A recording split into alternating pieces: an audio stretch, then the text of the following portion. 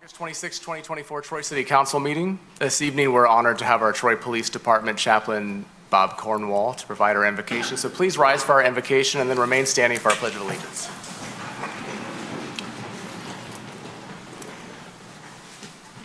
Thank you. I invite you to join me in prayer. Holy One, the community gathers this evening as its leaders deliberate on the business of this very diverse city. As this body gathers to do the business of the city, it will officially install Hirak Chanda to his seat on the council. We give thanks for his willingness to serve in this capacity. As we celebrate Hirak's installation, we as a community are grateful to all those who willingly answer the call to serve in positions of leadership, including those serving as mayor and members of city council. We know this is a time-consuming and often underappreciated commitment. And so we give thanks that each of these leaders are willing to step forward, give of themselves, often sacrificially, so they can provide leadership to our community. As the council gathers this evening's important decisions will be made that affect the citizens of the community, young and old, and everyone in between. We know that decisions made by this body are impacted by realities that lie outside the boundaries of the city. Our nation is divided politically, a reality especially apparent during an election season. And therefore we ask that you would give these leaders wisdom and compassion as they seek to navigate these realities. May the decisions they make be made with the common good of all in mind. We ask also that we who live and work and serve in this community might extend grace to our leaders so that they can fulfill their callings without rancor. We know that there are many decisions that need to be made where there won't be complete agreement. Nevertheless, we ask that each of these leaders will be equipped to listen to the community as a whole and to each other so that their decisions, the ones they make, will benefit the entire community. And may we, the residents of this city, commit ourselves to support these leaders, even as we seek to be good and gracious neighbors to one another. Amen.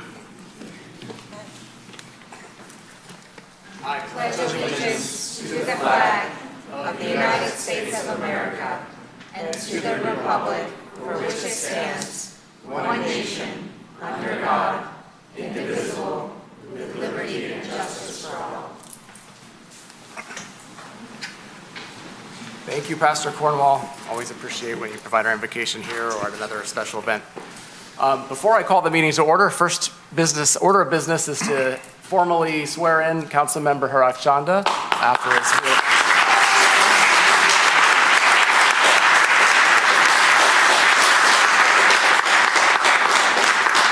which will happen now. I do solemnly swear that I will support the Constitution of the United States, the Constitution of the State of Michigan, the Charter of the City of Troy, and that I will faithfully perform the duties of the office of City Council Member in and for the City of Troy, County of Oakland, State of Michigan, according to the best of my ability, so help me God.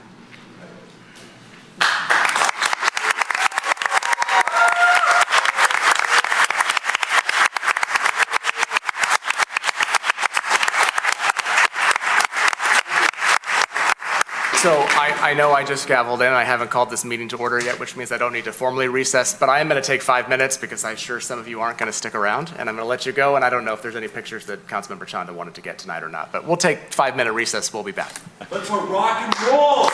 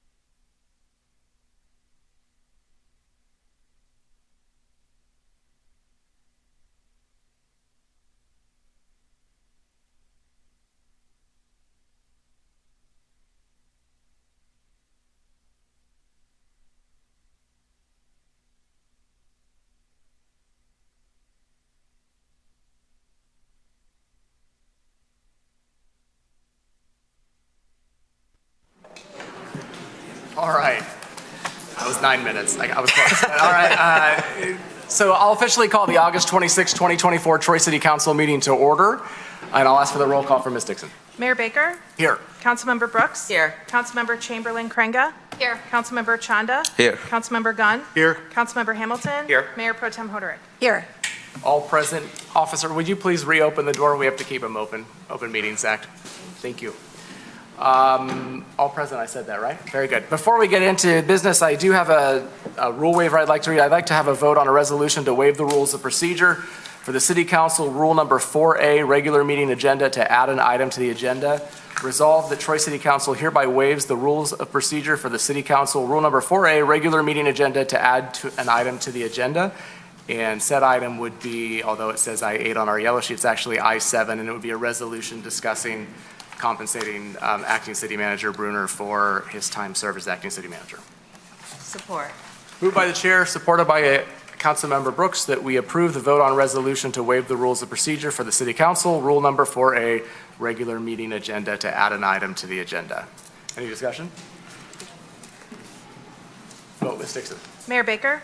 Yes. Councilmember Brooks? Yes. Councilmember Chamberlain Krenga? Yes. Councilmember Chanda? Yes. Councilmember Gunn? Yes. Councilmember Hamilton? Yes. Mayor Pro Tem Hoderick? Yes. Motion carries. As part of regular business, we've added I-7, which will come in the regular course of business.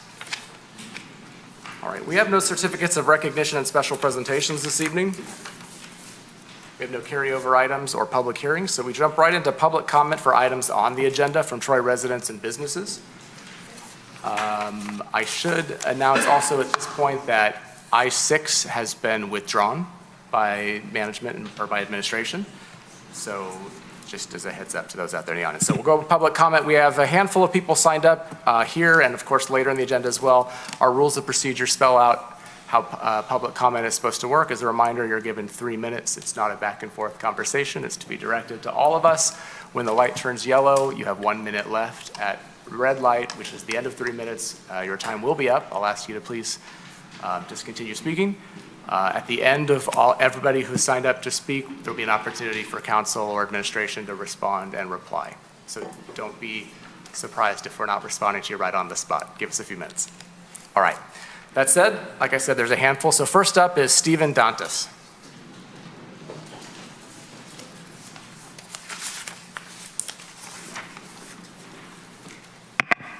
Honorable members, good evening. Honorable Mayor, good evening. Nice to be here on behalf of my friends here who are various Indian restaurants in Troy. And we are here to just, request that you consider the liquor license for Indian restaurants. Indian cuisine, as you know, is loved by everyone. And we want our brothers and sisters, American brothers and sisters, to enjoy that cuisine. Families, when they come to restaurants, they expect liquor. And when they don't get that liquor, they go to other places. And we feel that's a limitation. So it's our humble request, as part of this beautiful city that we have and these cuisines that we have, that you allow for that. And that's our humble request. Thank you. Thank you. All right. Next up is Artie Upadhyaya.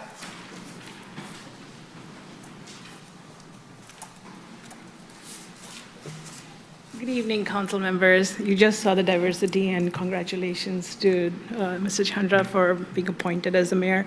I'm here on behalf of the liquor license for our restaurant. It's Paradise Biryani Point, located on 18 and Rochester. We have been there. We have established restaurant there. We have bought that property and have been running that restaurants for more than 8 years now. We are basically a small business entrepreneur, and we are putting our 200%. My husband, as you can see, he's called Ziggy. His name is Srinath. We own in other locations too. All the franchise of Paradise are owned by us out here in Michigan. We, as I said, we really do put 200%, and we've been very diligent. As soon as we saw that the liquor license spot was opened up in 2022, we applied, and we sincerely and humbly request all of you guys to reconsider us and put us back and give us the license, because we are here to help. We help the community, we promote the community, we have taken part in and Troy fundraisers, multiple other fundraisers. We support the schools and everything, and we want to increase our restaurant business. And nowadays, I mean, after 8 years, we feel that giving us a liquor license will add a benefit to our restaurant business. And so please, our humble request is to help us get that and secure that and increase our business. Thank you so much. Thank you. Appreciate it. Appreciate Thank it. you. Next up is Jeff Shaper.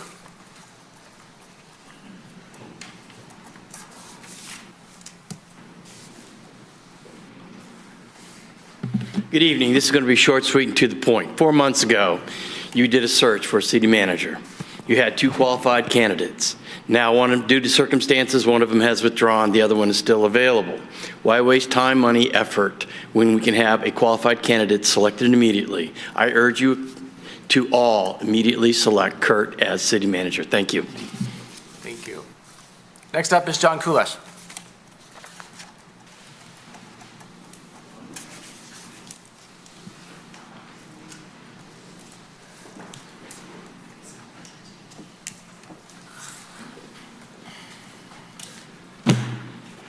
I rise this evening to address agenda item IO6, which I guess is IO7 now, the city manager search. But before I get to the agenda item, I'd like to remind the council about everything they don't talk about. This council does not talk about how Jack Hardig, son of Judge Hardig, was caught buying drugs, lied to the police about it, wrote out a confession, was never charged with a crime. This council doesn't talk about how the city attorney had her briefs handed to her in the mosque lawsuit, costing the city nearly $600,000 in punitives and costs, which was only that low because of the generosity of the plaintiffs. This council doesn't talk about a letter about the volunteer firefighter pension plan from the IRS and how it was ignored, and how that little oopsie cost the city millions in taxpayer dollars. This council doesn't talk about how a woman in Troy police custody was allowed to detox in jail and died on the filthy jail room floor. This council doesn't talk about how the Troy PD used 4 unmarked cars to box in a driver, pull him out of his car through the driver's side window, break his shoulder in the process, only to realize later, oops, wrong guy. With that in mind, I want this council to give a full accounting of the circumstances that gives rise to the agenda item IO7. Because I am having a difficult time understanding how a man recommended by the former city manager, highly qualified, with decades of experience, and hired unanimously by this council, isn't the permanent city manager. When you explain, leave out the it's unfortunate and the I'm sorries, because otherwise you're just admitting that you're all just followers of bureaucrat Baker and not interested in leading. By the way, I turned all the materials related to the non-prosecution of Jack Hardig over to the Judicial Tenure Commission. Perhaps someone should ask the city attorney if she's spoken to the JTC about it. Good evening. Thank you. Next up is Janice Gerling.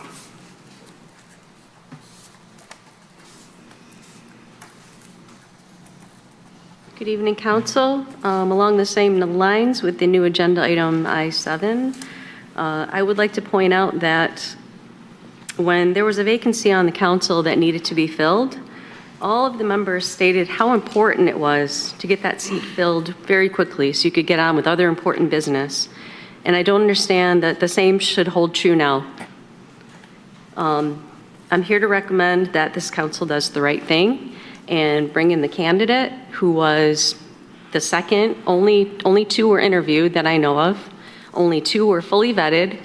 There's no reason to go on another long search, which would just waste time, energy, taxpayer money. I don't know. I don't know if that's true or not. But I'm asking this council to do the right thing and bring Kurt Vobensiep on as the Tri-City Manager. Thank you. Thank you. Next up is Kathleen O'Loughlin.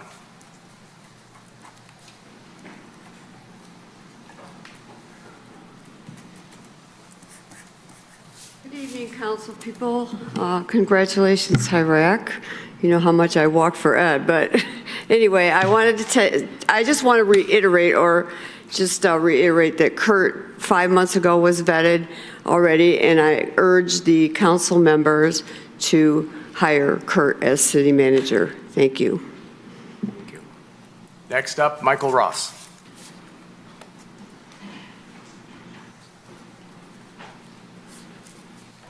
Thank you, members of the City Council and members in the audience. This opportunity to just speak to the same issue of the city manager.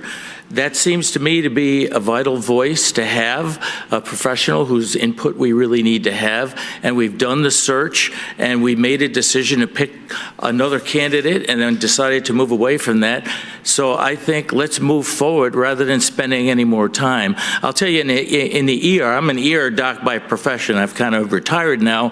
But if we didn't make a decision in a timely way, bad things would happen for the people we were deciding about. So you have to make a good decision. I ask you, on behalf of the city of Troy, if we could just go ahead and appoint Kurt and get on with the business of the city. And I thank you for listening.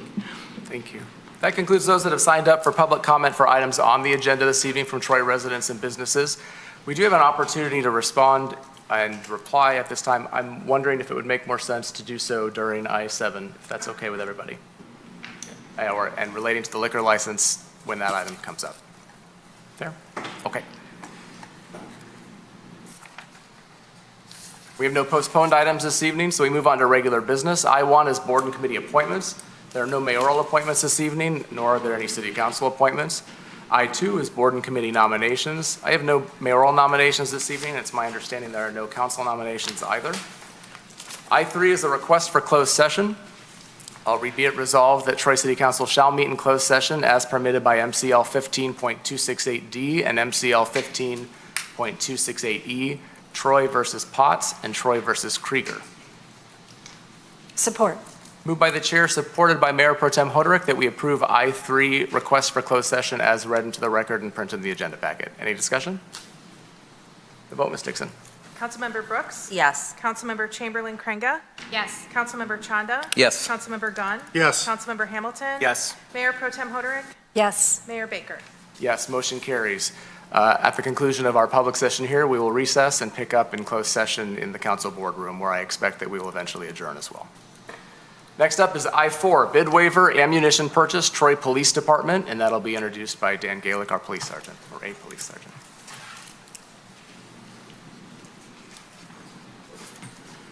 Good evening, City Council, Mayor Pro Tem, Mayor.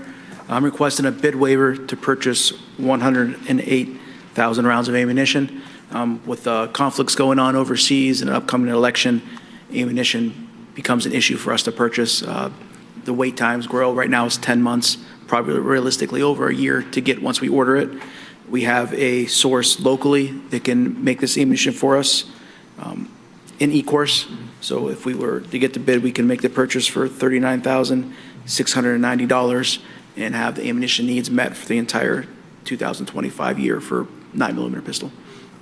Thank you, Sergeant. Any questions? Mayor Pro Tem Hoderick.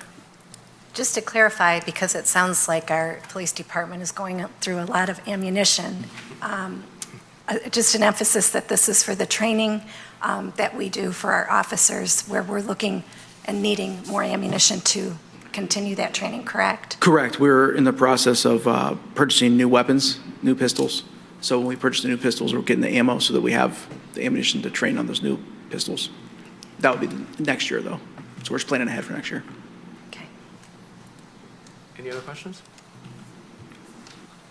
Anyone like to move the resolution?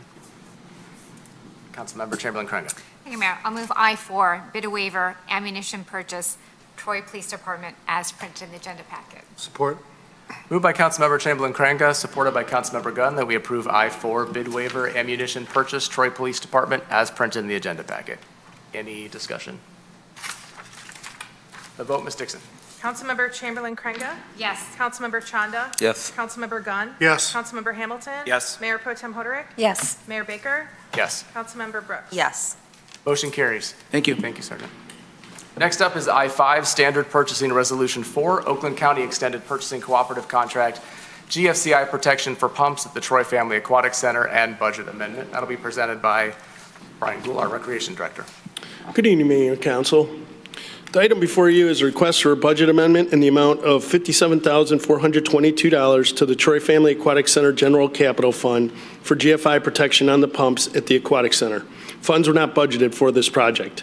City management recommends awarding a contract to Shaw Service and Maintenance of Southfield, Michigan, per the Oakland County Extending Purchasing Contract for an estimated total cost of $47,852 with a 20% contingency for a not-to-exceed total amount of $57,422. I'm happy to answer any questions you have. Thank you. Any questions? Councilmember Chamberlain Craig. Thank you, Mayor. Director Gould, it was great. I had my tour TFAC on Saturday, and so it helped me to, as I read this, I could envision the pumps because you took me behind it to see the pumps. So this is essentially to kind of prevent if there's a circuit interruption, that there's something that doesn't kind of backfire, and this would then be implemented, put in place around somewhere. Correct. around We these already pumps. do have some things like that in place, but this is to bring it up to code because we got new pumps, so we have to meet the new code. Just because I'm not an electrician, a big takeaway from that tour is there's a lot of challenges with power. These don't, by their nature, because they're sort of a protective, they don't take more power. Is that correct? I'm not sure about that, but we have enough power to cover it. You do, okay. Yep. No, GFCI has cut it off at the. Councilmember Hamilton? Yeah, sorry. I'm an electrical engineer. Yeah, GFCI has cut it off at the actual plug rather than all the way at the circuit box, so it prevents kind of prop faults. protective with that. Yeah, oh, yeah. Councilmember Jarrett, do you have a question? Yeah, I mean, I was just going to, for those who don't know, people that are watching, can you maybe explain what Oakland County Extended Purchasing Contract means to a layman? Yeah, so at the beginning of the year in January, City Council approves a batch of cooperative contracts that we can use to do this type of work. So I believe it was the second meeting in January, you guys approved this particular one. So it's just a purchasing contract where we have the ability to use Oakland County's prices for that purchase or repair or whatever. So that justifies not going for Right, competitive bidding. correct. Okay. Thanks. Additional questions? I want to move this resolution. Councilmember Chamberlain Craig. I'll move it. I-5, Standard Purchasing Resolution 4, Oakland County Extended Purchasing Cooperative Contract, GFCI Protection for Pumps at the Troy Family Aquatic Center, and budget amendment as printed in the agenda packet. Support. Moved by Councilmember Chamberlain Craig, supported by Councilmember Chanda, that we approve I-5 Standard Purchasing Resolution 4, Oakland County Extended Purchasing Cooperative Contract, GFCI Protection for Pumps at the Troy Family Aquatic Center, and budget amendment as printed in the agenda packet. Any discussion? The vote, Ms. Dixon. Councilmember Chanda? Yes. Councilmember Gunn? Yes. Councilmember Hamilton? Yes. Mayor Pro Tem Hoderick? Yes. Mayor Baker? Yes. Councilmember Brooks? Yes. Councilmember Chamberlain Craig? Yes. Motion carries. Thank you. Right, as mentioned, I-6 has been withdrawn, but we did add I-7, which is a resolution to increase acting city manager Robert J. Bruner's hourly compensation to compensate him for the time spent as acting city manager. I will introduce this item, I suppose. There is a late submittal of it. Everyone at the council table has the late sheet. It had long been my expectation and thought that Mr. Bruner, although he's not here this evening, should be compensated for his time as the acting city manager. He was working as deputy city manager and also the acting city manager dating back to June 1st. The expectation was that if we were to come to a successful contract employment agreement with him, that the salary would have been retroactive to June 1st anyway. When Mr. Miller retired on May 31st, Mr. Bruner stepped into the role of city manager, and this resolution is an attempt to compensate him for the time served so far and any continuing time served as acting city manager. It was discussed with Mr. Bruner over the weekend. So he's aware of this, again, although he's not here this evening.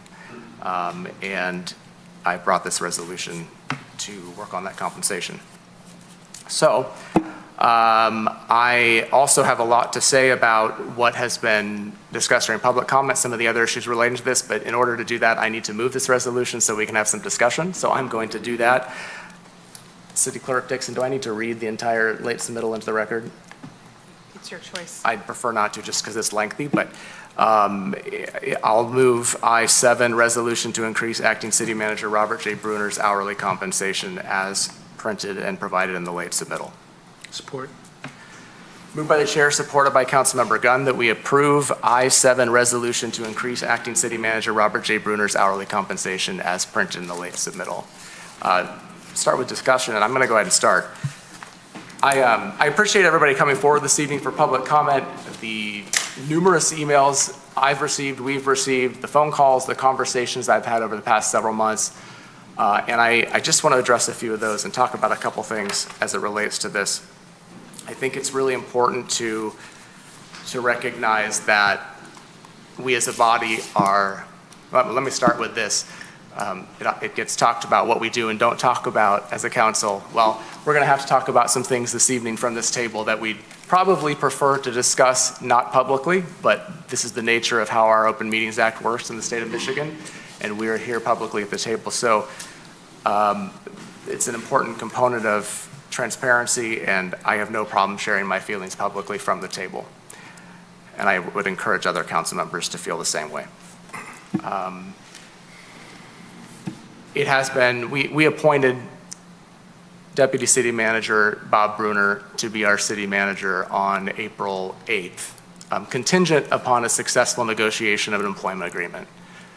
We worked diligently over the summer to do such thing, and unfortunately, that contract agreement could not be successfully agreed to by all parties. Recognizing this council, we represent the city of Troy, and Mr. Bruner being the other party.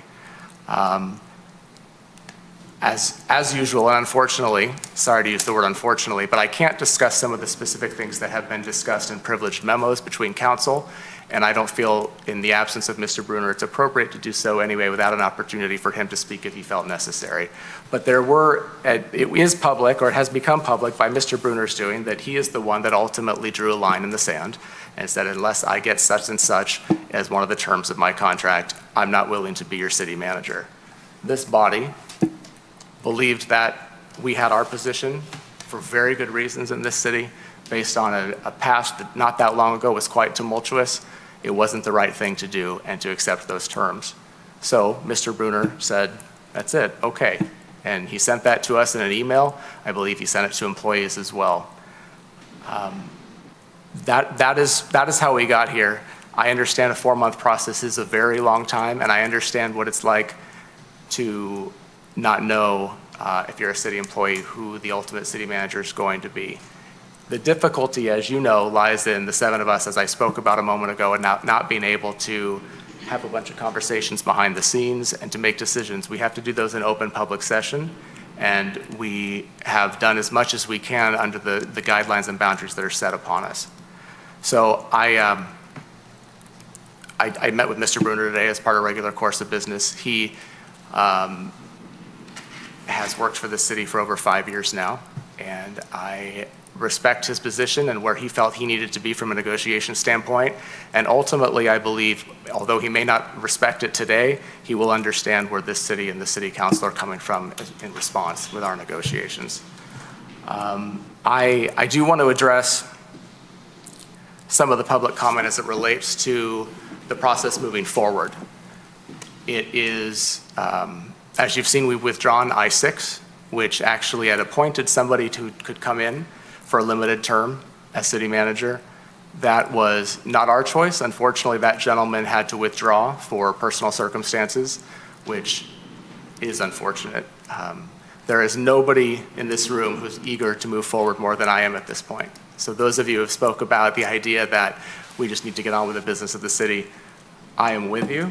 I feel the same way. I also want to assure you that we've got amazing department heads and an amazing team in the city manager's office now, including Mr. Bruner, who is working very hard to make sure our goals are achieved and everything is continuing as it was supposed to. So we are not at a standstill in that respect. It does limit our ability to do some exciting things that we'd like to look at in the future. We're still pushing forward as a body to do such thing. But I recognize that concern. The other thing I do want to clarify is and it was in the memo for I-6, if you read closely, the city's not going to incur additional cost for continuing a search, if that's the path we take. Our agreement with GovHR basically guaranteed that they'd have a city manager in place and a contract signed under the terms of the contract that we already paid. So we won't incur additional costs for that purpose. And I know that's been brought up a few times by certain people. And I want to speak specifically about Mr. Bovenseep, which I'm cautiously going to do. Many of you have supported Kurt, have expressed your opinion and your hope that Kurt is appointed as the next city manager. And I want to say I am completely understanding where you're coming from. I don't want to oversimplify where we are at this point. And we're in a little bit of a different situation than was expected. And I'm with you. This is a council that holds ourselves up to say we value community engagement and we want to know what our community members think, and we depend on it regularly. And so it's fascinating to me to hear from several people, not just in this room tonight, not just in emails, people that voted for Mr. Chanda in the last election, people that voted for Mr. Ross, Republicans, Democrats, independents, city employees, everybody throughout this city has at some point said, well, you all seemed to really like Kurt Bovenseep at the April meeting where you appointed Mr. Bruner. Aren't you just going to appoint him? And I do, in all fairness to my council members, that's a very legitimate question to ask in our community. And I think all of us need to think really hard about our positioning on that. There are people in this community who are very reasonable people who think that is the right thing to do for our city. And I don't want any of us to be blinded by political allegiances or other aspects or other blinders or other issues and keep us from actually considering all potential options. I'm not sure Mr. Bovenseep's even interested in the job anymore either. I'll make that very clear. So it's not that I'm not pushing for anything specific tonight, but all of us on council really need to think about where we're going to move forward and how we're going to move forward in this, because it's obviously our community is watching and our city employees are watching, and we are going to be expected to take smart and efficient action for the best of the city. So we need to think about those things. And I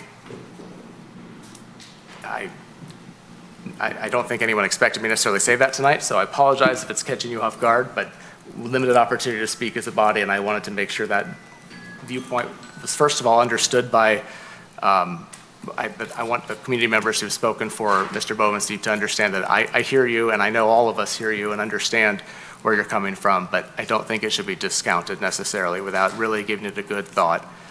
There is a lot of other options. We've got James Latreno here this evening, who has shared different options that we have with me, and I am wanting to make sure all of council is on the same page with that. So I think while we're in the discussion portion of this, I'm going to cede my time here for a minute and give somebody else an opportunity to speak, because I think it's important. I'll move on to Councilmember Hamilton, and we'll go from there. I will just say that I'll support your resolution to give Acting City Manager Bruner the compensation. I support continuing the search with a full external search. I believe the city of Troy deserves the best candidate they can get. I think that candidate is an external candidate, and I think that we are the premier city in Oakland County and deserve the best person we can find. And it's okay to take our time on this, because this is the most important decision we make. And in the past, this city council, not this city council, but past city councils have failed in that decision. And we're still dealing with the ramifications for that right now.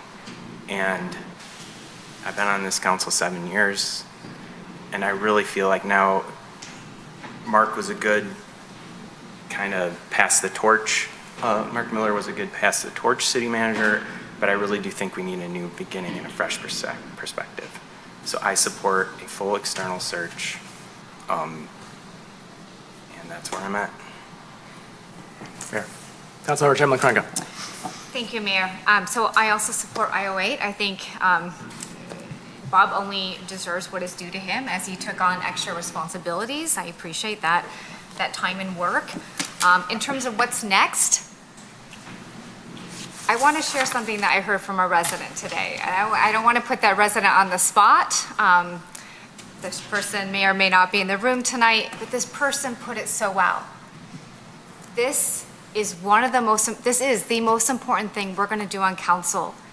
And given our history with Brian Kishnick, our former city manager, ended up in federal prison, all sorts of misdealings, corruption, that better to take the time and get it right than to have any regrets in the future. So I am fully supportive of putting the time into an external search to listen to those wise words of that resident saying, I want to see this council get it right and take the time that you need. And with GovHR, if doing so and recognizing that won't cost extra money to the city, it's just our time and of course the involvement of our community, that's worthwhile. I have potentially, I'm going to put this out, James, I've not mentioned his before, but we've appreciated all the work you've done. I have had questions, could there be other search firms to partner with? I mean, again, James, we love you. It's been great to work with you. Just to kind of, maybe there's different folks in the mix, but I recognize there could be a cost to that. And that's kind of where I'm kind of wrestling with a little bit, because I want to do this in a way that is, of course, at this point, cost effective. And again, James, you're a former city manager yourself. You know the field. So I'm kind of open on that, but I did want to just put that out to my colleagues. But again, as this resident so wisely said, with our history in the city of Troy, we must get it right. And we must put all the time it may take to get it right. So that's where I'm at. Thank you. Councilmember Gunn. I also support Bob getting the money he's due for the extra work he had to do. In regards to moving forward, this very same city council, all 7 of us, sat in a room and we agreed on 2 people, and we were given the parameters of people outside of the city of Troy. And we came up with a decision of 2 people. And I also have heard from residents, we have many issues coming up that need the attention and need the history of this city, in my opinion, especially one very big one in the library. We'll spend time searching. Yes, there will be work done within the city manager's office, but will be everything that we need, not necessarily. And then we will need the new city manager, if it's external, to understand everything going on with the city of Troy. So then you got to ask yourself, well, did we all screw up the first time?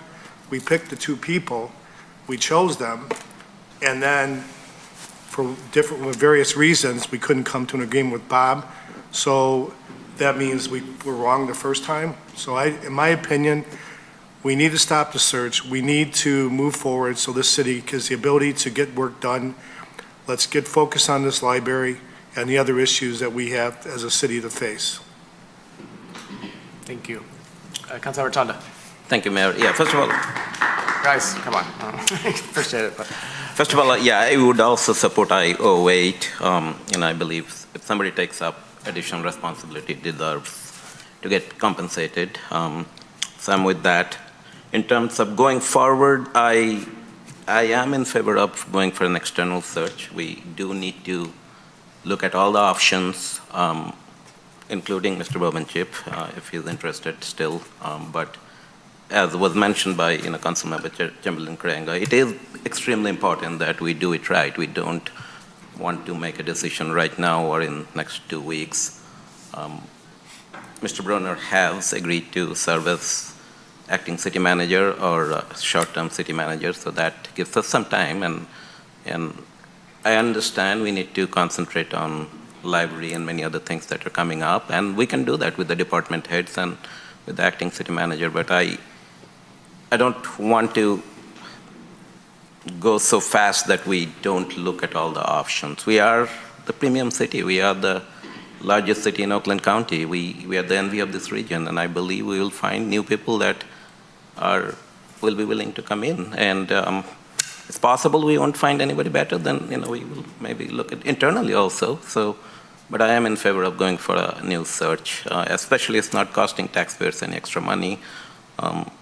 And I don't think it will take that long. I mean, GovHR, hopefully will have some candidates ready soon, but essentially I don't want to hurry. I want to go for the external search. So. Thank you. Yeah. Councilmember Brooks. Thank you, Mayor. Yes, I will also be supporting I-7 tonight. I also agree that Bob Bruner should be compensated for the role that he has played for the last month or so, 2 months now. Oh, yeah, it's late. And as far as kind of how everything has kind of transpired, I want to thank you, Mayor, for kind of going through all of the history. I know there's a lot of public interest in this, and there's nothing nefarious. It's just that sometimes contract negotiations just don't go as planned. We all wanted it to work out, but sometimes for various reasons it just doesn't. And so as a city, we have to move forward. And I also believe that the best way to move forward is to perform a full, extensive search again and open it back up and really take our time to look at all the possible candidates, internal, external candidates, and really take a good consideration to everybody, any possible good applicant. I am in support of GovHR. I think that it's good that, it doesn't cost taxpayers any additional money.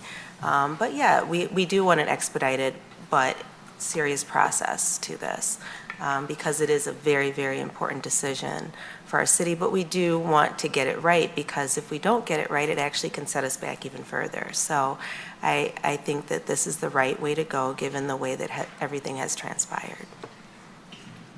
Thank you. Yeah, thank you, Mayor. And thank you for bringing the resolution. I, of course, will be supporting it as well. It was always a given to me that with the hope of a contract coming into play that Mr. Bruner would be retroactively compensated, and doing so now is just absolutely the right thing to do. And of course, I'll be supporting that. I really appreciate the reflections my colleagues have shared here from the table. And yes, there have been lots of conversations during the search period of time, the interview period of time, and most recently from members of the community who are eager to see us with someone in that position because, of course, that gives a sense of stability. And confidence that their local government is working and all the positions are filled appropriately. I have to tell you, having experienced a number of summers disrupted by city governance challenges, I don't think there's anyone at this table who wanted a contract to come together more than me. And I really did want it to work. The line that was drawn in the sand, I understand the importance that it was for Mr. Bruner. As a representative of my fellow residents, I fully understood the importance of my position as well. My job is to represent my fellow residents, my fellow taxpayers, and I know them, I know people well. I know what people are thinking. I know how they react. I know that that I did the right thing for the community. That said, I'm very disappointed that it came to be both for us and for Mr. Bruner. The contract was supposed to be the easy part. And the fact that it wasn't should speak volumes in and of itself.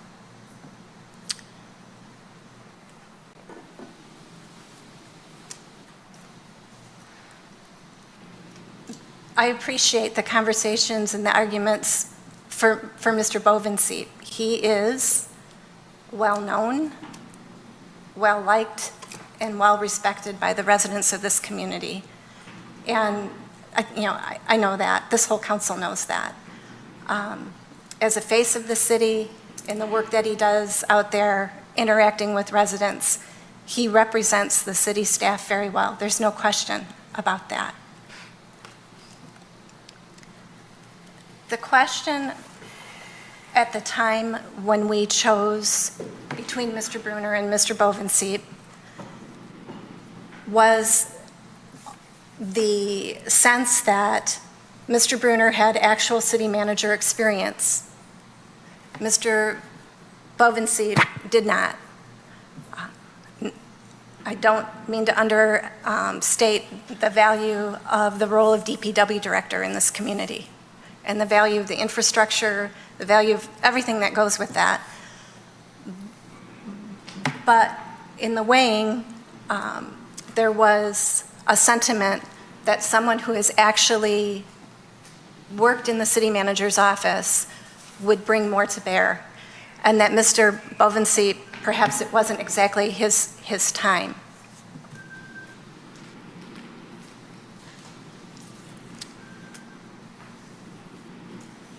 And so here we are.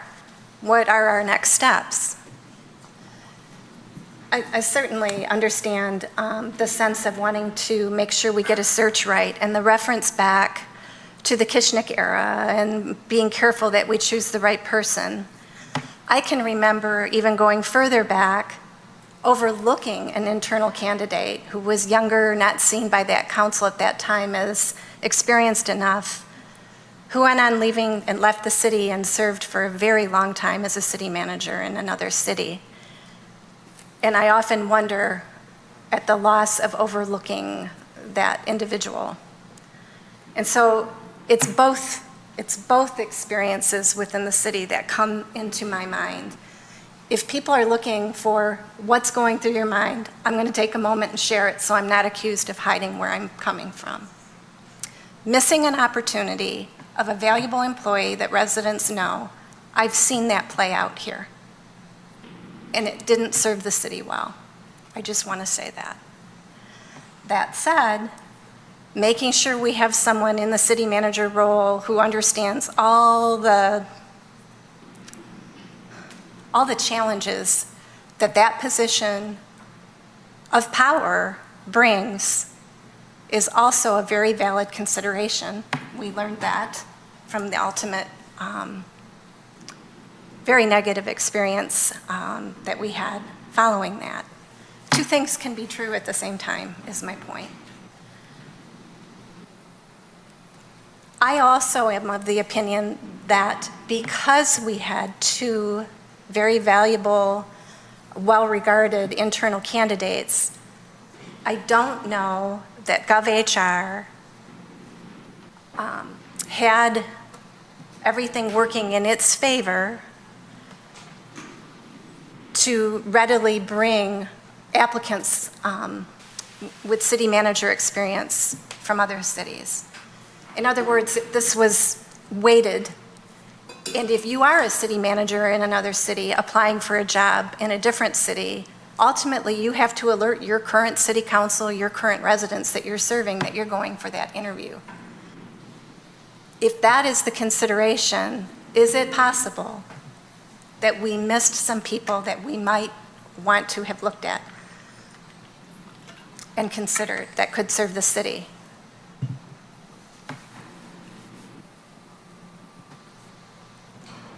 With regard to the second internal candidate that we had here, and the recognition that, yes, he doesn't actually have experience in the city manager's office, notwithstanding how well he knows the city, He probably can recite every fire hydrant in the city and exactly where it is. And in an era when infrastructure is so critical, I don't underestimate or undervalue that. But that missing training piece of city manager is a piece, and I would urge my council fellow colleagues to think on all our comments here, and maybe our residents think with us in this dialogue. But I point back to the memo back in October with GovHR's original proposal, which included an option C of offering consulting, of assisting with the facilitation of an offer to an internal candidate, and then following on with planning in the transition process of that appointed candidate. If the question is we're thinking we want to make sure there's extra oversight, which is our job as city council, but we even want some extra, it's possible that that option C or a version or a twist of that in our current scenario could come into play if, ultimately, if this council said, you know what, we want to go with this second internal candidate. We recognize this missing piece of experience. Here is the oversight, maybe the safety net for that individual to make sure that they can succeed in the role. And, you know, I offer that up. I found myself re-reviewing all our materials, and that really leapt out at me. By the way, that consulting or, you know, almost mentoring, we keep referring to James Vitrano from GovHR. He has 17 years of city manager experience himself and has been engaged with the city, helping us work on strategy and facilitation. He knows our staff, he knows this council, he knows this community, and I think he understands where we see a link that I don't think is entirely missing, but is weak. And so, I'm not sitting here saying I'm absolutely convinced it needs to be this way or this way, because I've seen fallout from both experiences. Mr. Brunner himself said in his interview that he thought we were a very thoughtful city council. He's absolutely spot on how much each of us cares, how much each of us is thinking about, yes, our priority of representing our residents, but I know we're worried also about staff and the impact of uncertainty and what that has on a staff. And so I'd like to personally just take a moment. I know I'm speaking for myself, but I know my colleagues feel the same. We are not clueless as to the impact that this has. And so we've had another summer of a lot of sleepless nights as we work through this. But we do need to get it right for everyone involved, including the individual that's ultimately appointed, contract signed with. And I appreciate the opportunity to take a few minutes to speak publicly. I know it can be frustrating, and a lot of assumptions and judgments get made about us in processes like this that kind of happen, go along, and we don't always sit in a meeting and slog through a conversation like this. Some might be irritated that we're even doing it. I don't know. I do know that some really value hearing our thinking, and I appreciate, if that's the case, that you're listening and maybe joining us in the thinking. And of course, we welcome input. It's very valuable. I don't actually know if Mr. Bovenseep would still be interested in the position at this point. I do know I continue to really value him tremendously and the role he plays. I know city staff, even some of those that may have felt he wasn't necessarily ready for the city manager position, also in the next breath, but I love Kurt. I love Kurt. He's awesome. He's awesome in his role. I think it's very important for the public to understand that. There are also staff that really valued Mr. Brunner and a unique skill set that he brings. And I want to say that as well, that I'm very aware of that. And I did value that as well, his analytical skills and of course, I want all the best for him as we continue to be moving forward and work with him as acting and deputy. We will continue to work together very constructively, and I want to assure the public of that.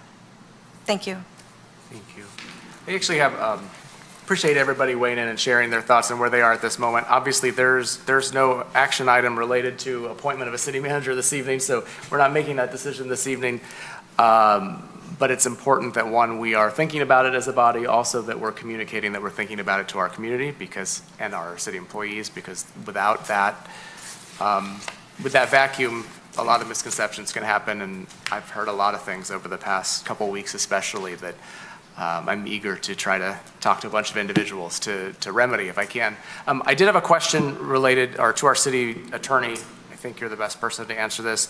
We pulled I-6, or it was withdrawn, but there is some important, actually it speaks to it in I-7 as well, just the timing a little bit and our charter as it relates to an acting city manager and a city manager, and what we do need to do and figure out, and if you could speak to that a little bit. Yes, yeah, thank you, Mayor. I would indicate for the record that Stacy Belisle, our outside legal counsel, is present in the audience, as well as James Vetrano, GovHR, and they may be able to provide additional information to council as well.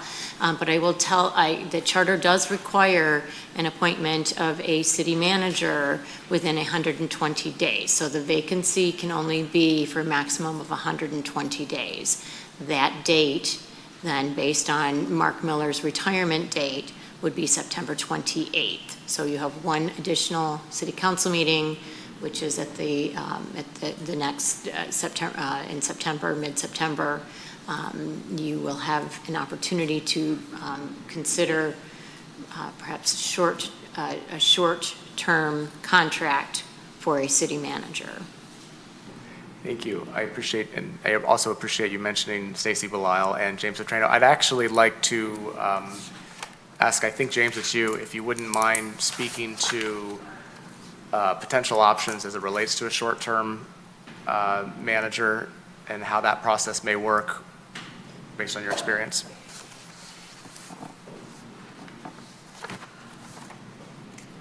Thank you, Mayor. Members of council. There are a couple options that the city has. One you considered potentially for this evening, and I think it's something that you can consider. Local managers or managers in Michigan that are available, whether through an MML listing or just common knowledge that your labor attorney or myself may find in the communities that are interested in a short-term contract. And I'd like to define short-term contract for you. I would expect that the search will take up to 3 months. So that's the time frame you're looking for. Obviously, you have about a 30-day period to find someone to take that position. So first would be, is there someone that would be willing to just offer their services? And that is one option that should continue to be pursued, certainly by your labor attorney if anyone's interested. Your second option would be a company related to GovHR, which is GovTemps, also does temporary placement of individuals, including contracted city managers, for periods like 3 months, where they would be an employee with the city. They would be the city manager. They aren't a temporary employee like you normally would think of through Kelly Services or something. They're in fact directly compensated through the city and serving in your role as city manager. It is likely that that will include individuals from out of the state of Michigan. GovTemps and GovHR is a national firm, and certainly they're folks that they have the draw from to bring here. If you're interested in that as an option, I think an amendment to the current agreement would be in order, and certainly working with your city attorney on creating that amendment and bringing it back to you, hopefully with a candidate potential if you choose that as an option at your next meeting, which is just before your September deadline. That would be another option. And I'm not sure how the city attorney would like that in terms of direction from you, if that's option 2. Those two aren't mutually exclusive. You could do either of them, or you could do both of them. The third option would be, is there, an individual on staff that you can appoint to the city manager position.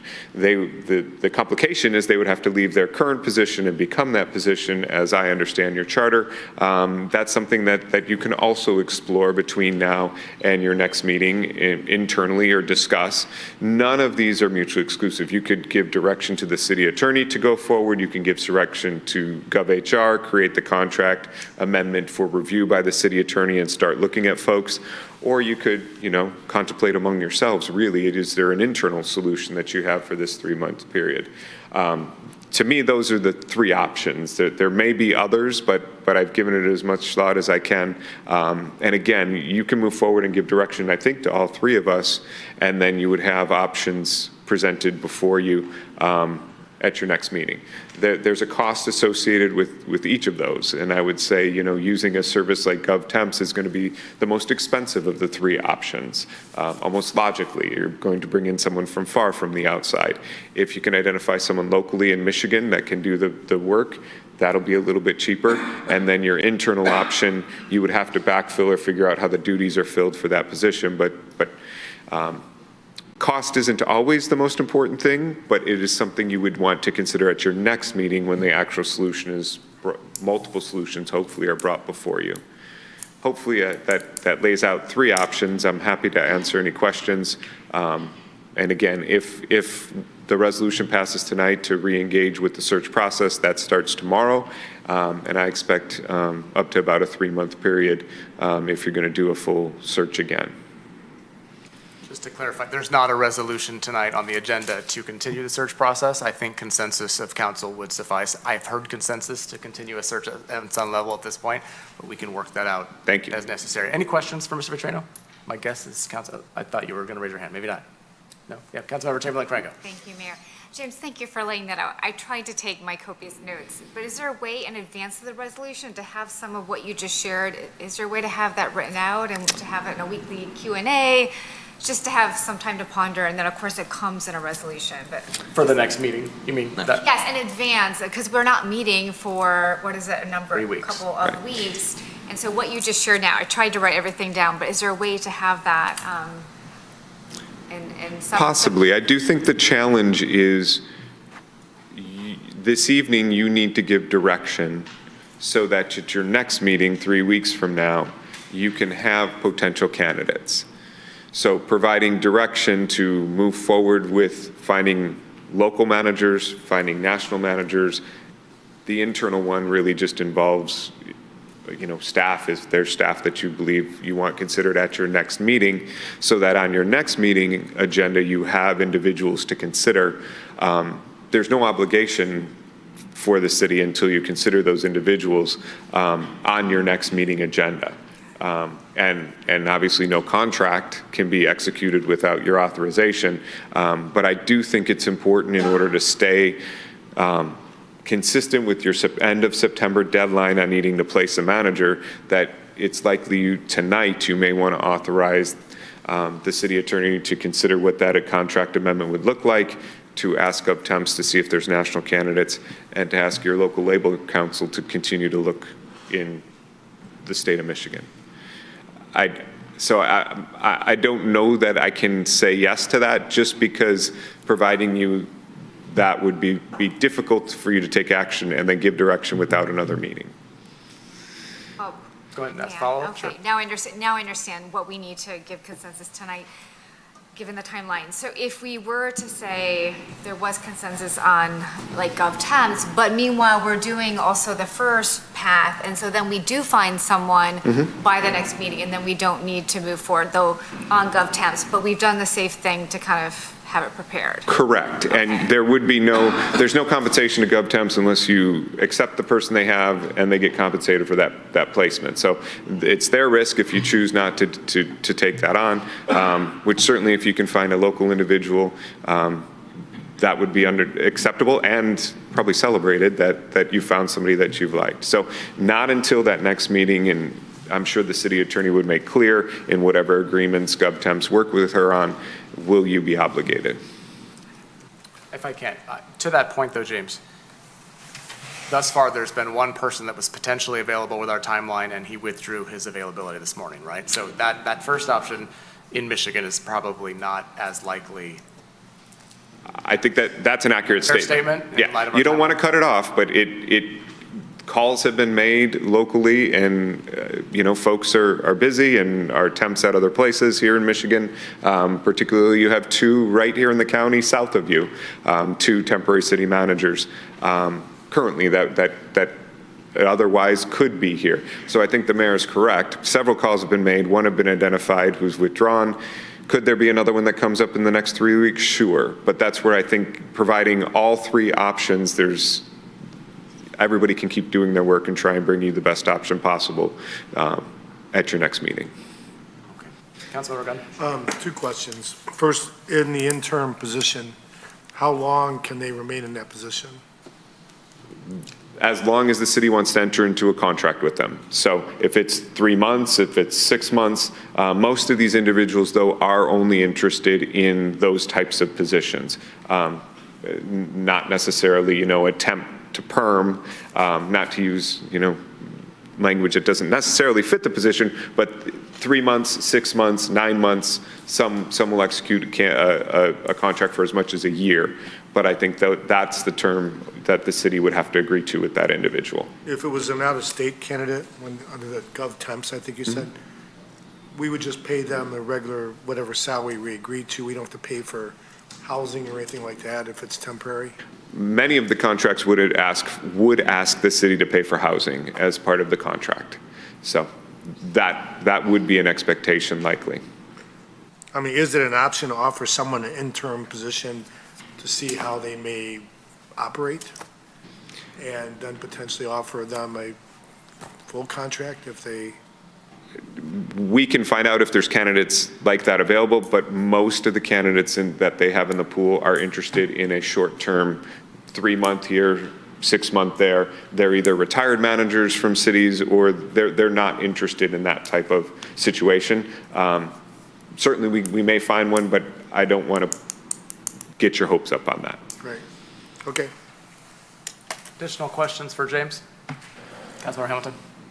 It's not really a question, but I'm open to that if there's no cost, unless we agree to it in 3 weeks. If you have a candidate and we're like, okay, that's good, then, I'm also open to exploring local candidates too, having conversations, and I think that's where I'm at. As long as it's not, we're not authorizing any expenditures, let's do as much as we can. Okay. Mayor Pro Tem Hoderick. I just want to point out, I do think there are a number of internal people that could step into the role. I have complete confidence, though it is a burden to staff and to that individual to do that, and then the other position then, as you said, stands empty. So, but that said, I don't know how to find out if my assumption is accurate. And I guess I would not discount an internal, it has happened here before.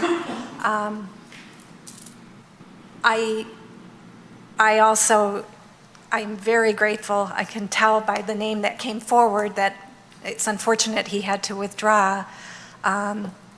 You and our outside labor attorney, it seems, really did work hard to find us a person that could fit, and I appreciate that. I am for continuing that dialogue. Maybe it's been exhausted, but just to make sure, because that could be a really a nice way for us to make a transition. I've worked in City Hall. During these times, it can feel a little bit like somebody brought in a substitute teacher or a babysitter. I'm not insensitive to that. On the other hand, I also know that an outside neutral perspective coming in during a time of transition can be valuable as well. I'm sharing all my inside my head thoughts, all the things that are factoring in both for employees to hear and residents. So I don't think anything is just obvious or a given. And so for me, I'd like to entertain all three ideas to keep our options open in that way.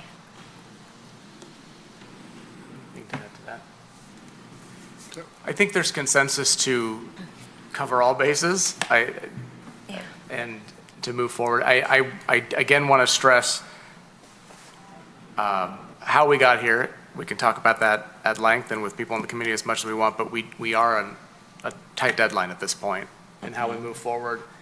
And maybe that timing is going to be what is good for us, frankly. We don't have another meeting until the 16th, 3 weeks from tonight, and that is our last meeting, our last scheduled meeting, I should say. I certainly reserve the right to call a special meeting if we need to for any of these issues, as can two of you. But I appreciate, James, the explanation you gave tonight and the information you provided. I know Stacy's here. I'm so hesitant to have our outside counsel come up and speak from the podium. It doesn't feel right, and I think everything that Stacy could have covered has been covered by either James or Lori, so I'm not going to put you on the spot, Stacy, but thank you for being here anyway. I want to just speak, if there's anything else regarding I-7. Does anybody have anything else regarding this conversation tonight? Okay, I just want to conclude, and I didn't say it when I brought the motion initially. The financial terms related that are in this late submittal have been provided from our HR director and through our city attorney's office, in case anyone's wondering, and it basically is an increase in compensation to that of what our previous city manager had been making for that time period. So it equates to an additional $15.20 per hour for Mr. Bruner for the hours he's worked since becoming acting city manager on June 1st. It'll be, of course, part of the official record, and it sounds like it's going to pass. So just to clarify, or just to verify, there's consensus to move forward with a search process, which can include any number of people. There's consensus to move forward with trying to find a solution for the charter deadline of September 28th. Mr. Bruner is continuing to act as acting city manager for the time being, and I thank him for that.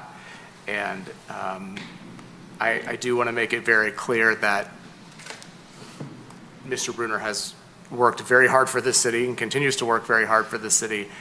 And I think it's important for everyone here at City Hall to understand that we worked really hard to try to get to the conclusion with Mr. Bruner to have a contract and to move forward as planned back in April.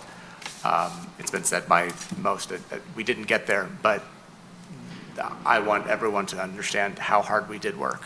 And it's unusual, but I don't know, 9 years, 11 years, unusual things have happened in the city management and council relations in this city.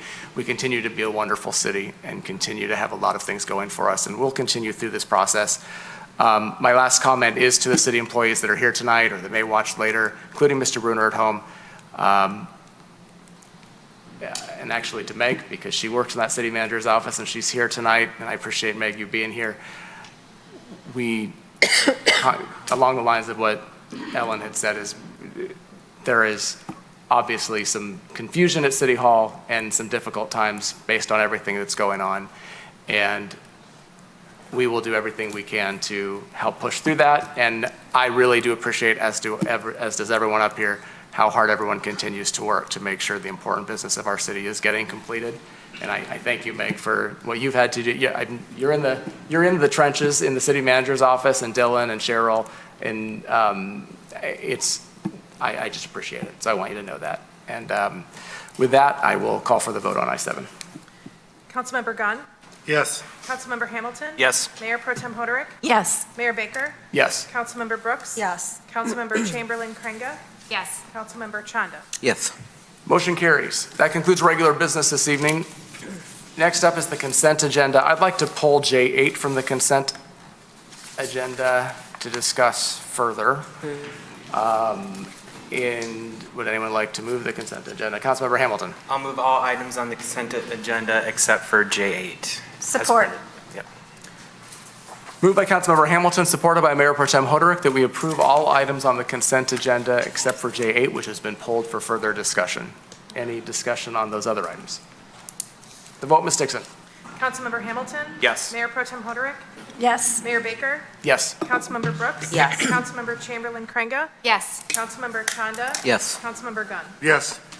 Motion carries. If you're here for an item on the consent agenda other than J8, all of them have been approved. I pulled J8 because I think 7 of us were going to pull J8. And I wanted to go first. So here's the situation. Several of you spoke about the liquor licenses during public comment. We were inundated with emails today related to them.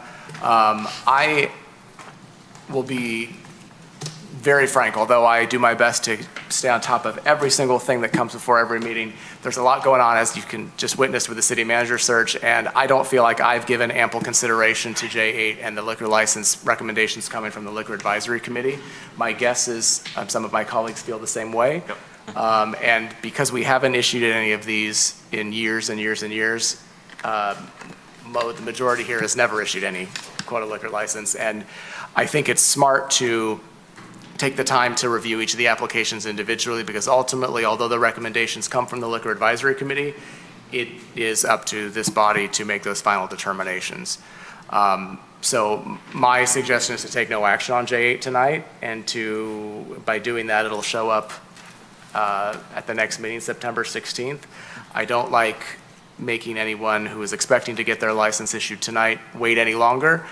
But I will say, with a smile on my face, you've waited this long. What's 3 more weeks, right? It's been a process. I understand, and I appreciate your patience in all this, but we do want to get it right, and that's my hope tonight. Does that make sense with everybody else? Yes. And of course, you have an opportunity to speak, because several of you spoke about it. Councilmember Hamilton. Yeah, I'm on the same page. I just asked that we get all the information that the Liquor Advisory Committee got on all the applicants, just so we can fully vet it. Like you said, this wasn't, normally consent agenda items are passed in bulk, but this is one I'd like to focus a lot on. So I just want to make sure we have all the information that they had as well, so at the next meeting we can fully deliberate. City Attorney Bloom, I think it's already there, right? Mayor, yeah, it is. It's on the it's on the city's webpage, on the the committee's webpage. But Lynn Georgie is here, and I believe that she will be able to be back here on the 16th, and will present it again to you.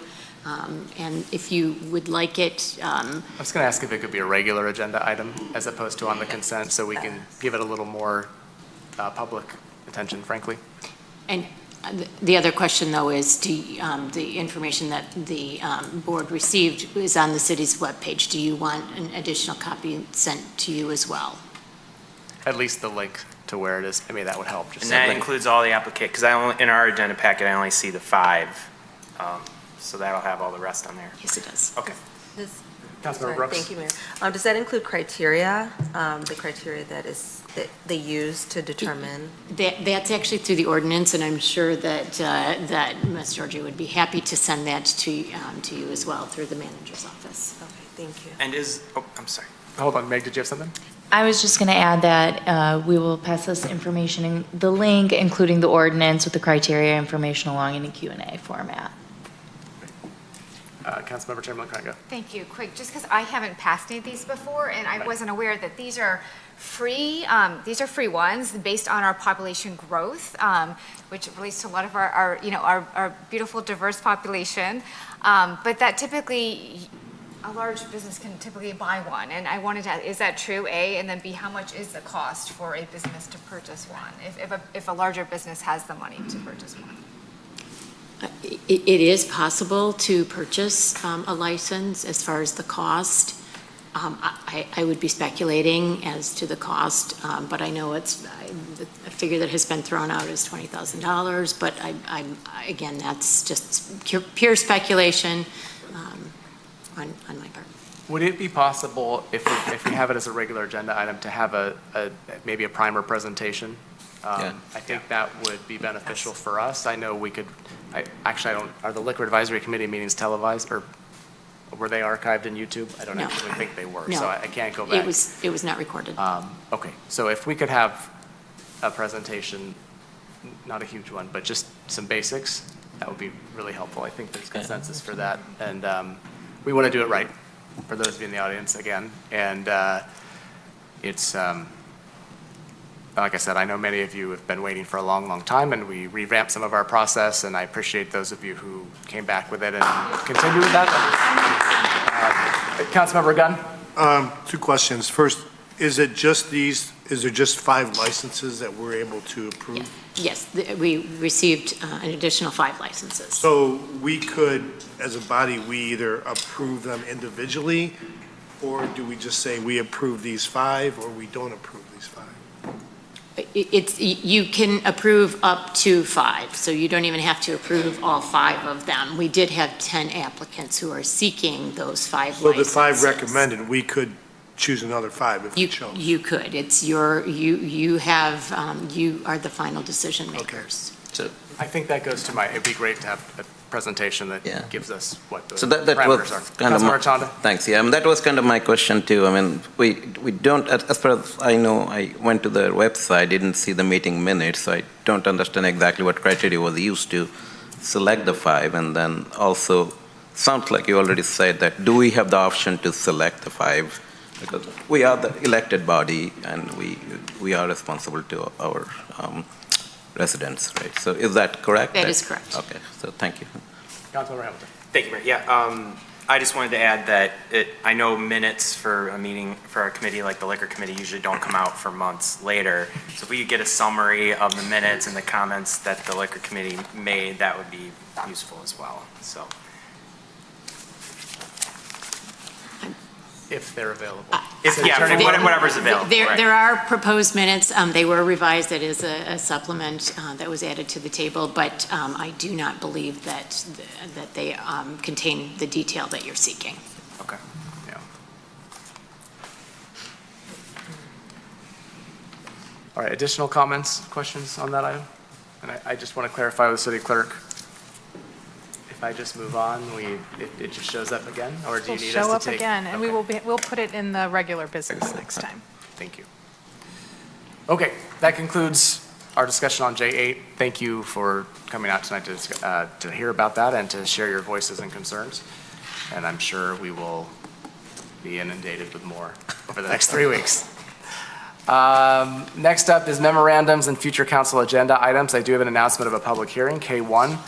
September 16th, 2024, a street vacation request, SVJPLN 2024-0002. Request to vacate a portion of a right-of-way approximately 30 feet wide by 263.2 feet long, west of Rochester between Lovell and Hannah, abutting 801 Hannah, PIN 88-20-03-276-001, platted as part of Clark Estates subdivision in Section 3. That public hearing will be in 3 weeks at our September 16th meeting.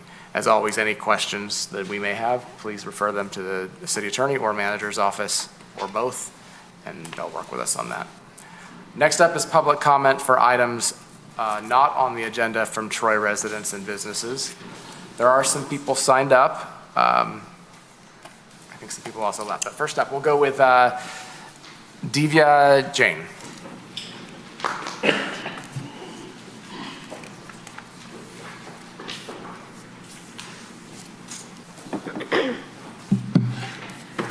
Good evening to Mr. Mayor and to all the council members. I'm Divya Jain, a Troy resident. I'm here to speak about Bangladeshi Hindu genocide that is going on right now in Bangladesh while we are sitting here in our ACs in a very safe environment. So on August 5th, we all got news that the then Prime Minister, Mrs. Sheikh Hasina, she fled the country, and she found her residence or a refuge in India. when this news came, along with that came the news of the start of the Hindu genocide. The women were raped, murdered, tortured, abducted. The house of worship, the Hindu temples were burnt. The Hindu houses, they were identified and they were intentionally burned. The horror is such that if you look at the pictures, it's just that, it's, look at this picture that sends chills in my body, and I think I haven't slept a night of peace, thinking about these Hindu brothers in Bangladesh. And I kind of decided not to cry, but it's just organic. So the current situation reminds me of 1971 Hindu genocide, where 3 million Hindus were killed in Bangladesh, and many multi-million had to take refuge in India. My own great father-in-law, he had to flee overnight to find refuge in Calcutta. My mother-in-law's side of family took refuge in a state called Orissa. Specifically, there is a small city called Mana. So I tried to talk to my husband about it, and it took me 4 years to even let him start talking about it. So that is the transgenerational trauma that my husband goes through, or all the Bengalis go through. So I keep asking myself the reasons. I go to a lot of interfaith talks, represent Hinduism there. I hear other faiths speaking of peace, consider your neighbor as your friend or your family. But then why is this happening? That is the question posed here. Why is it happening? And how long will it happen? So my appeal to all of you is that share as much content as you can on social media. And if a resolution can be passed in the House, Senate House, please do that. If it doesn't stop, then pass some kind of sanctions on the current genocide. Thank you so much. Thank you. Next up is Arjun Gupta.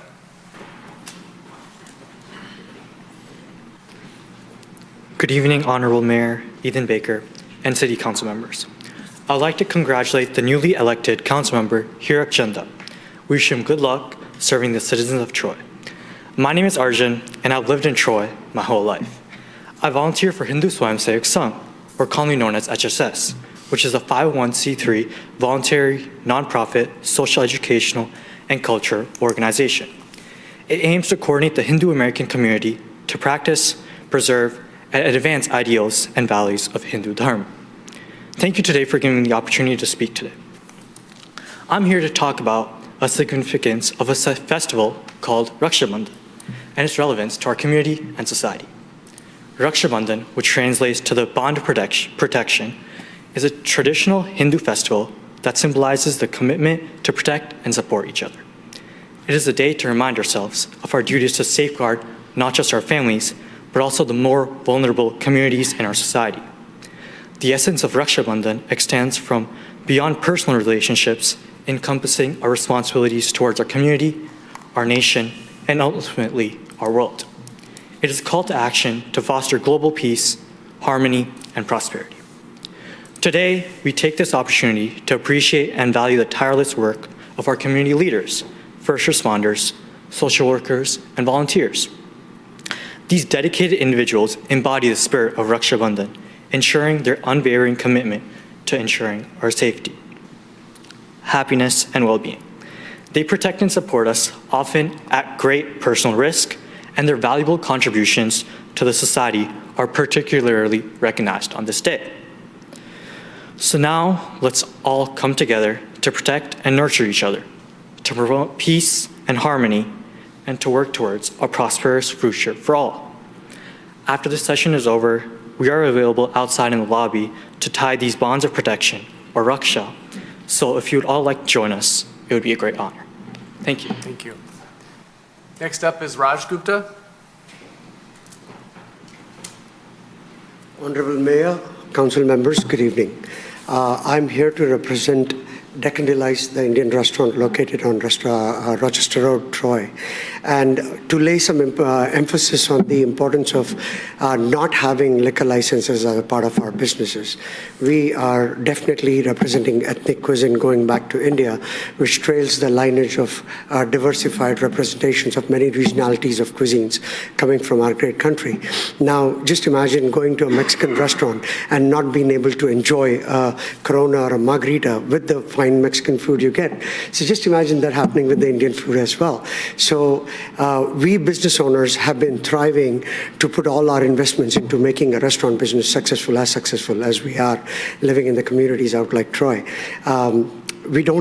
Sometimes we don't have the additional investments to make buying the licenses out in the market at face values, but then we lose out on approximately about 25% of revenues not being able to sell our represented liquors and also as a global representation of liquor brands. It is a social requirement because when we go out to dine, we look for a good experience. And what is a good experience in Indian food without Indian beers and liquors? And today, some amazing wines made in India not being able to be served on the tables in our restaurants. So a humble request and a sincere request to consider granting some licenses to small business owners, particularly Indian restaurant business owners. And I also want to take the opportunity to sincerely appreciate the fact that the council has already agreed to reconsider and review the applications. And that's an amazing and positive move going forward. Looking forward for some amazing results and some good representations. Thank you so much, Council. Thank you. Up is Ashok Badi. Very good evening, respected Mayor and the council members. Namaste. My name is Ashok Badi. I've been a resident of Troy for the past 10 years. And I'm here representing over 4 million Hindu Americans and stand to celebrate our contributions and condemn the rising Hindu phobia and the anti-Hindu bigotry. Hindu traditions like Vedanta, Ayurveda, art, and spiritual practices such as meditation and yoga have greatly enriched the US Hindu Americans. And the Hindu Americans excel in medicine, science, technology, and we hold a lot of leadership positions in major companies. However, we face challenges. 1 in 3 Hindu student, reports bullying for their beliefs, for standing out for what they believe. A 2022 Rutgers report highlighted how social media hate translates into real-life threats. Recent attacks on Hindu temples in New York, California underscored the urgency. In August 2022, anti-Hindu activists vandalized a temple in Richmond Hill, New York. And between December 2023 and January 2024, 6 temples in California were desecrated. So this kind of hate is happening not somewhere in Bangladesh, but happening here in our own land, right here in America. So, and additionally, the recent coup, as one of our members, Divya, has already pointed out, which has led to the anti-Hindu violence, following the ousting of Prime Minister Sheikh Hasina, who was seen as a supporter of the Hindu minority in Bangladesh. There have been numerous attacks on Hindu properties and temples. Mobs have vandalized homes, looted properties, and desecrated temples, creating a climate of fear and hate among the Bangladeshi Hindus. So I appeal to the city council members to publicly condemn these attacks and stand in solidarity with the Hindu community. Your support will strengthen our great nation and uphold the values of diversity and inclusion that we all cherish. Furthermore, I urge you to support House Resolution 1131, introduced by Congressman Sri Thanedar, to ensure the security of Hindus and to combat the rising Hindu phobia in the US. Thank you. Next up is Dale Murish.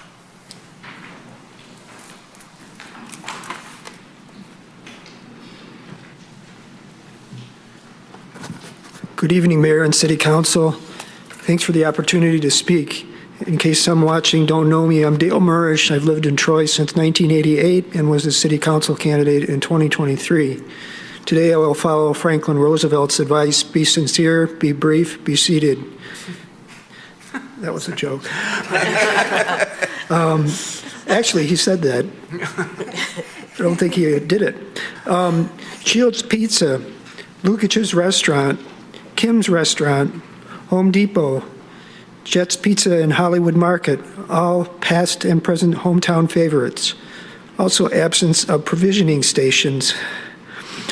Woodward Dream Cruise, Henry Ford Museum, Ray's Ice Cream, and Meyer, regional favorites all. Troy needs good public safety, dedicated police with competitive pay and benefits, volunteer firefighters with enhanced financial incentives as promised, and quick, skilled ambulance crews. Troy needs a good library made great by its employees who are friendly, helpful, and customer-focused. Troy needs an honest city manager who understands Troy and its needs. Troy has already spent time and money on a nationwide search. Please choose now without spending more time and the taxpayers' money. I guess that's no additional cost to the taxpayer. Ideally promotes from within someone who has been already interviewed and vetted. In short, Kurt Bovensiepe for Troy City Manager. And I appreciate hearing from all the council members what they are able to share of those deliberations with Mr. Bruner. And I appreciate the difficult situation that you guys are in. And that's all.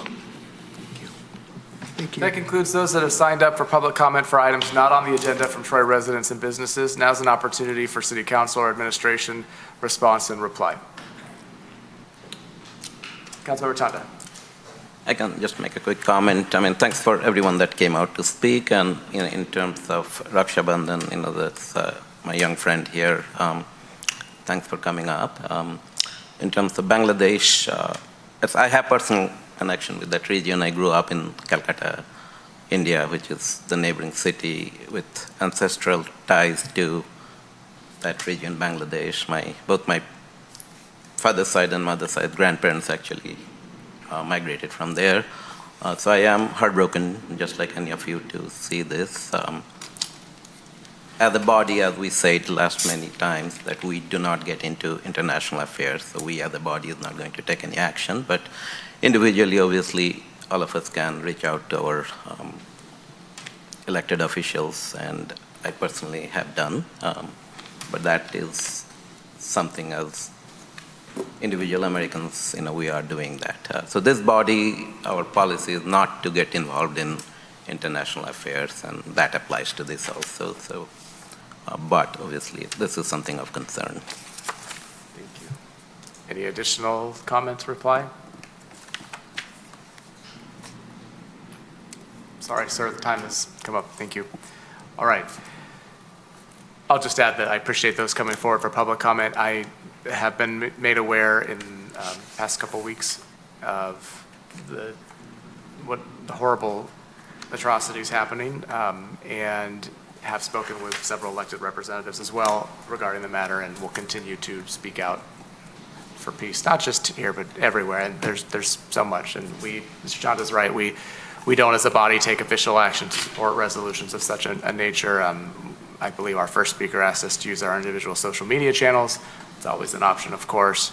But they can continue the influence of reaching out to those in elective office to see what can be done to help on this matter would be, I'm sure, greatly appreciated by residents of our city. Okay. There are no council referrals this evening. Does anyone have any comments on any of the reports? Oh, any reports? No. No, yeah, all right. Any reports? All right. Council comments. I bet Mr. Gunn has a council comment. Yeah, well, I know September 10th, we have the groundbreaking for the new court, right, at Bullen?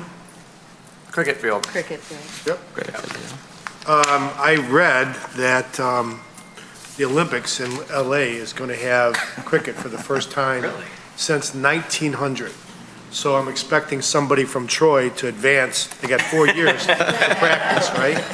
Where's Vinod? Vinod was here earlier, so get those kids.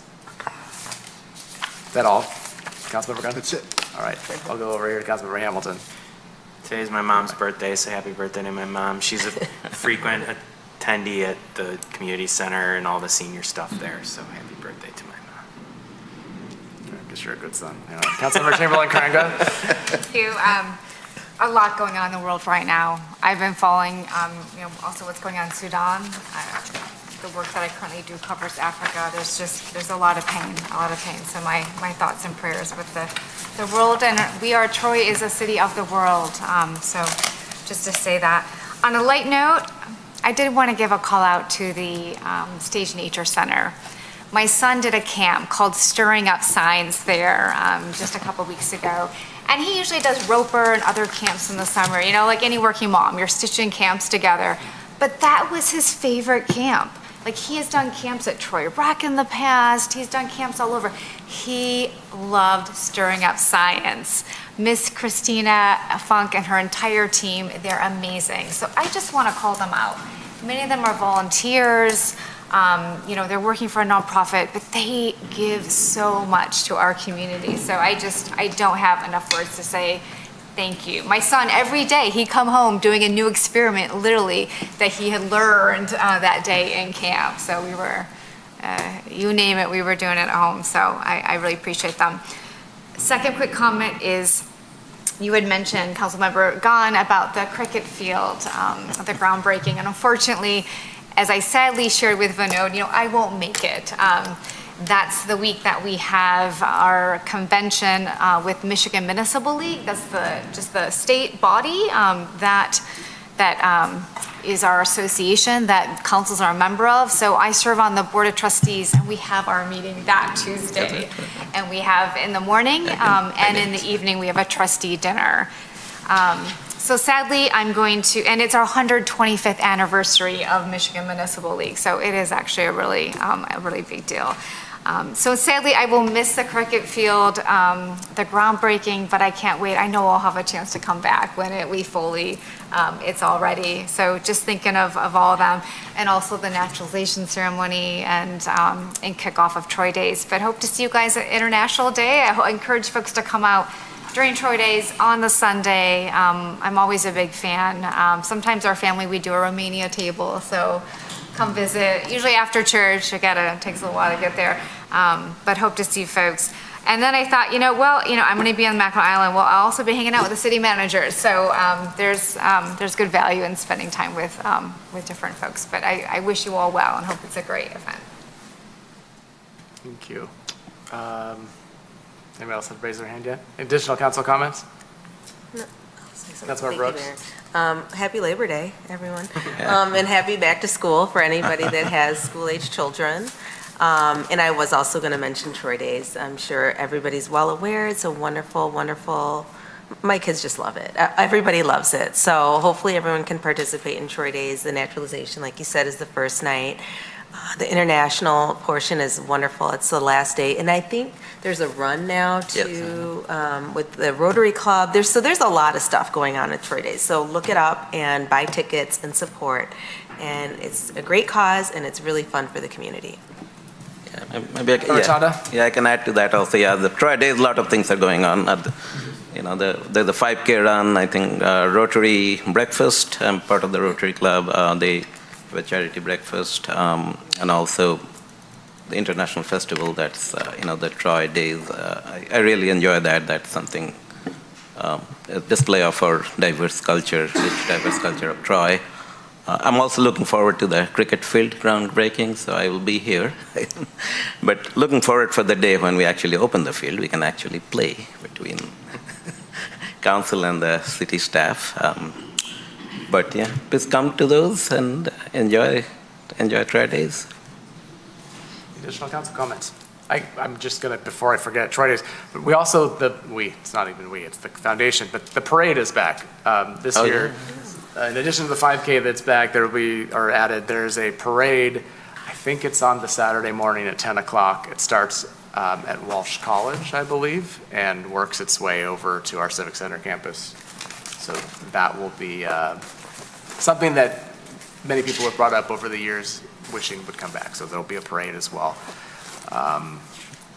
You have something? Go ahead. Mayor, did they take my recommendation, dunk the mayor? dunk tank? Dunk tank. We talked about it. I think that's happening tonight, but no, that's, it's fine. No, I didn't follow up with them on that. I must have forgot. Maybe next year. We were doing it September 10th. No, yeah. We will make sure, by the way, for the grand opening of the cricket field, we'll do our best to make sure everyone who wants to be there can be there. This was scheduled and a little bit different, but. And I only said that, Mayor, because a couple of years ago, my brother's a county commissioner, and he volunteered to do that. And then I had that idea. I'm like, oh, Mayor, what about it? Yeah, we'll see. We'll see. Any additional council comments? This has been a long, most people have left. Some people have stayed. I appreciate that. Sir, I'm sorry. We've got rules. There are a couple of people still signed up to speak for public comment. If you're not on there, unfortunately, I can't add anybody at this point. Our rules just prohibit it. But I just want to follow up one more time, even though I've probably put in too many minutes talking about the city manager issue. Just for those still here in the room and those who are watching at home, we are 100% committed to making sure this is done right and done in an efficient manner that's going to make the city of Troy shine and do the best for our city, for our employees, for our residents, and for everybody involved. It's a complicated role in this form of government, and what I've learned is it's not just about how the city manager works with one group of any of the stakeholders in the city. A successful city manager will work well with the residents, will work well with the employees, and will work well with the mayor and council. If any one of those three legs isn't functioning properly, it's not going to work. So with that, it's very important for us to keep an open mind as to how we move forward in this and to make sure we do what's right for our city. Next up is public comment for items on or not on the agenda for members of the public outside of Troy. There are a handful of people. There's a couple of people signed up. I think some of them have left. We'll see. I think one of them spoke earlier. Artie's gone already. Achille Danello? There we go. Or it could be Achille Danello. Yeah, you got it. Yeah, sorry. Thank you for the opportunity to speak. We appreciate that. And you guys have also covered it with the quota liquor licenses, which is the reason that I'm speaking to you today. We presented our case, of course, to the Liquor Commission, and we really wanted another opportunity for small business owners to get a chance to obtain one of these quota licenses that are, of course, super rare and super valuable to the city. And I appreciate that there's only 5 licenses, and I also can appreciate that large businesses bring in a lot of revenue, they bring in jobs, and a lot of excitement to the city. I'm here to plead our case as Renee's Gourmet Pizzeria. We're a gluten-free pizzeria. We serve the community something that is unique, that you can only find in Troy, and we have people that come far and wide to experience a full gluten-free eatery. We're the only one in Troy offering that, and we would be the only ones also offering beer and wine and cocktails that are gluten-free. So it gives people the opportunity to really experience something fresh and something new for the city. I think that, and it was brought up before about buying licenses and escrow and the cost of those, and I've researched them. They are prohibitively expensive for small businesses. They can range anywhere from $100,000 to $150,000, depending on who you bought it for, who you obtained it from, and there wouldn't really be an opportunity for smaller places like myself that seat even 50, 60 people to give the residents of Troy something unique and new, because we wouldn't be able to afford the license in the first place. There are a few businesses on the list that were recommended that I can understand why they were recommended, but also understand that when they're putting up, $20, $30 million investment, more than likely it's not a deal that the city is going to lose if they don't get a $120,000 license. I mean, this is something that they absolutely can afford and will pay for. Unfortunately, for some of us that are smaller, it's a little bit more difficult. So we'd like that opportunity to present again, and we appreciate that you've given us that opportunity. Thank you. Thank you. Next up is Jim Lynn.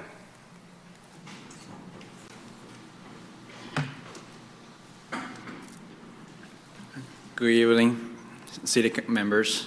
I'm Jim. I'm the owner of RG Sushi and applying for a liquor license. I am here because I think I did not present my concept well to the LAC meeting. So RG Sushi, it's located in former Panera Bread location. It's a decent-sized restaurant. We have 100. It's in renovation right now. We can see 120 people, and we can have a patio as well. And our menu is focused on sushi. So I think everyone knows sushi really well, that we need sake. So and my idea is to have an endless sushi, like Fogo de Chao. You pay a certain solid price, so everybody can try all different items, that I don't see anything around the area. I see this as an opportunity for me. For myself, I'm a small business owner. I own a sushi restaurant in Minnesota. It's Misono Bistro. We offer sushi and a lot of Asian dishes. And I'm proud I'm able to generate like $3 million in sales and like $500,000 in payroll. But I'm expecting RG to do better because this is just a beautiful building, beautiful location. I might be new to Michigan, but this dream is not new. I've been waiting for this opportunity for years. I've been working so hard for this. And thank you very much, everyone, to reconsider this. Thank you. Have a good night. Thank you. That concludes those that have signed up for public comment for items on or not on the agenda for members of the public outside of Troy. We do have a closed session this evening, so I'll recess now and we'll pick up in the boardroom for closed session.